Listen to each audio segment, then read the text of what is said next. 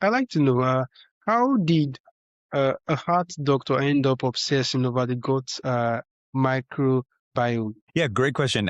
So I did not expect things to unfold the way that they did, but this actually started back in 2017 with research that I started with a few colleagues. One of those colleagues is now a gastroenterologist, and the other is also a heart doctor, but a different type of specialty.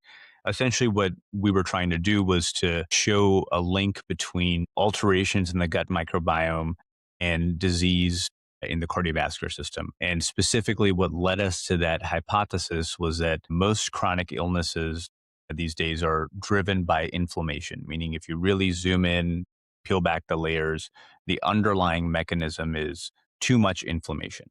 That was borne out in a lot of cardiology studies that were coming out around that time or had come out around that time.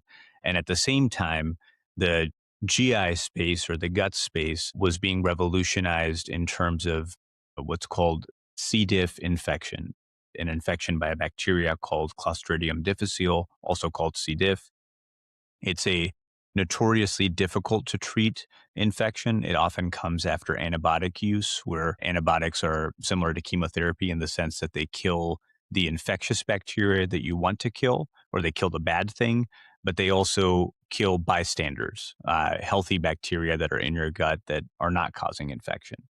And when those healthy bacteria are lower in abundance, there is now room for other types of bacteria to grow and to compete for the nutrients that you give them by eating what you eat and it going to the gut.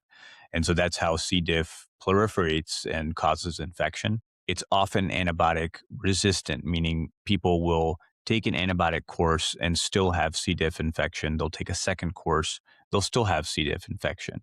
In 2013, in the New England Journal of Medicine, one of the premier kind of leading medical journals and internationally, really, showed that taking a healthy person's stool, putting it in a capsule, and then giving it to someone with C. diff infection who had failed antibiotics completely cured them, 95+% cure rate. And so that's where those two kind of fields and ideas came together. And we started this study looking at people who were getting a heart catheterization or catheters to look at the arteries of the heart to diagnose blockages.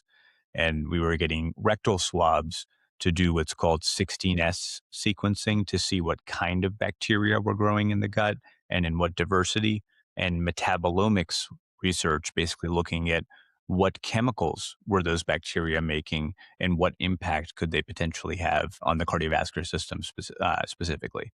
So we had planned for 50 patients in terms of enrollment. We were 3 shy, so 47 patients enrolled, and then COVID hit and funding went away because it got redirected to a once in a lifetime pandemic. But the idea stuck with me and turned into a supplement company.